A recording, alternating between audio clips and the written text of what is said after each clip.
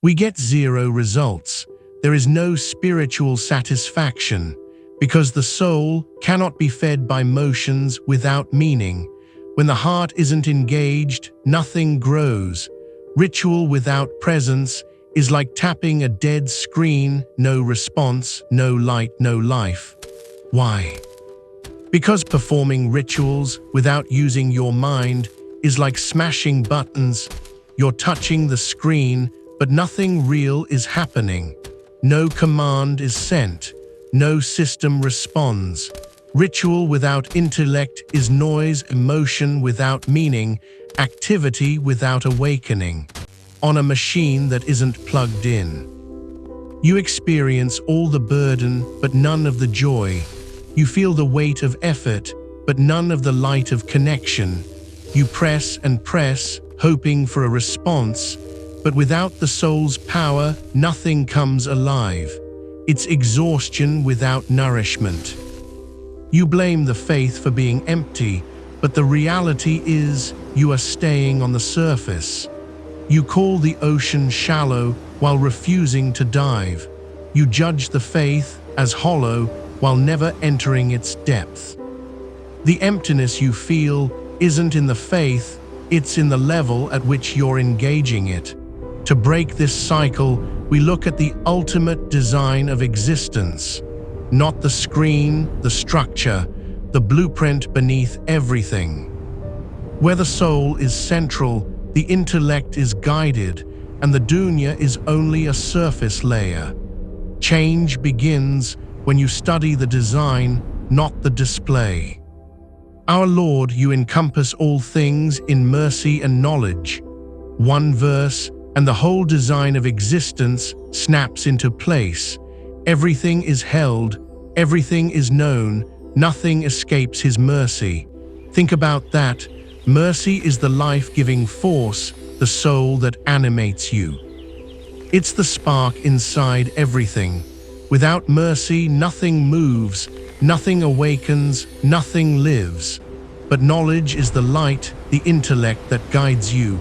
God did not just give you a soul, He gave you a guide to steer light.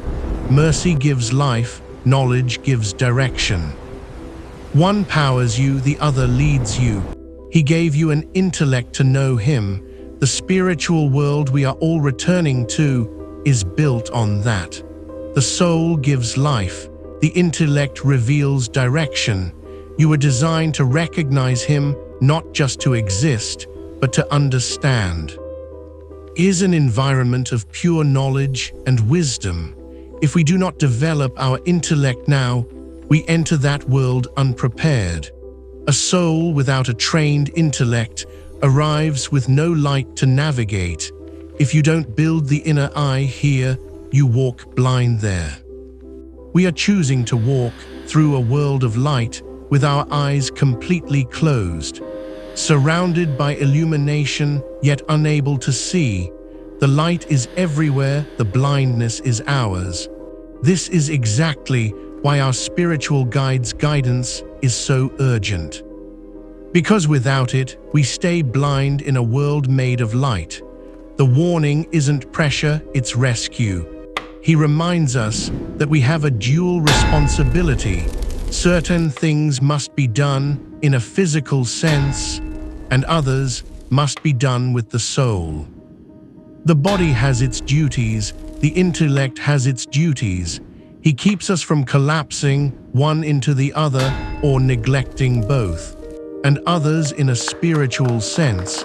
You cannot look at your successful career and say, "This covers my faith." It does not.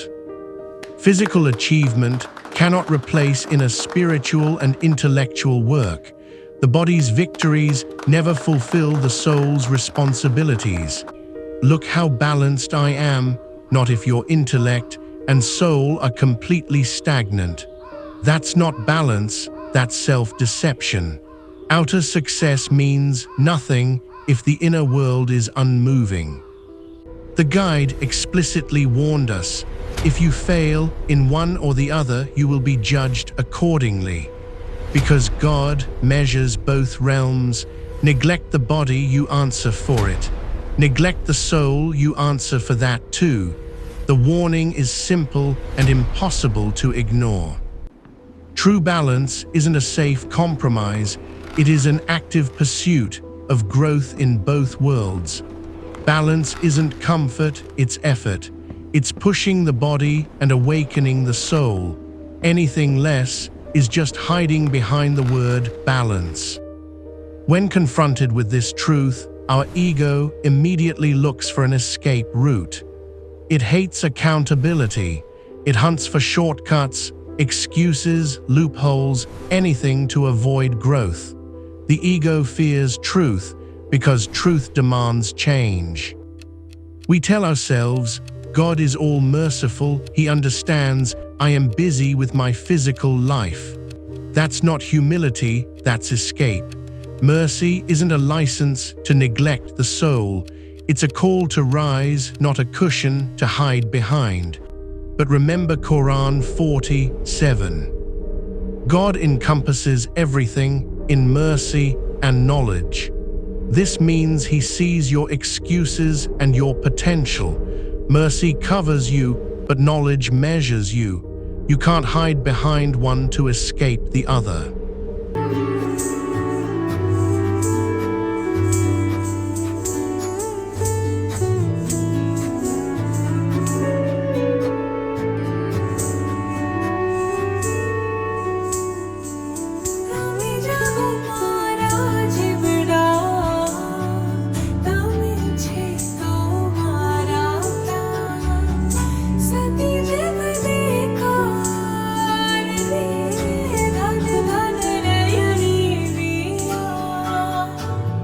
Awaken, O my dormant soul, spiritual child.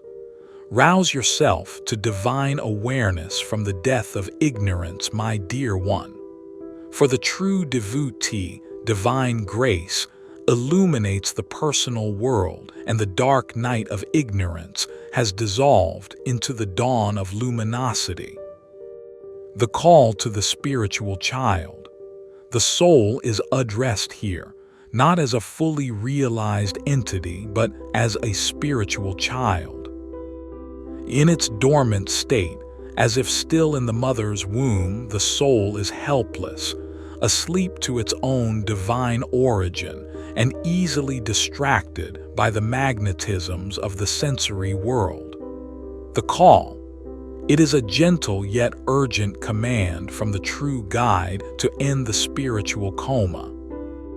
The metaphor, just as a child must eventually outgrow infancy. To recognize its parent, the soul must shake off its amnesia to recognize the divine creator. The death of ignorance.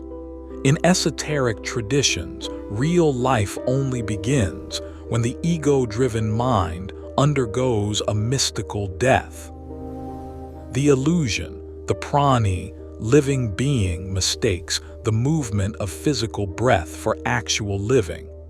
The awakening, true living, requires the activation of a higher spiritual breath. To rouse yourself to divine awareness means the false self must die so the real, eternal self can breathe the air of reality. The illumination of the personal world. Divine grace does not merely shine broadly across the cosmos.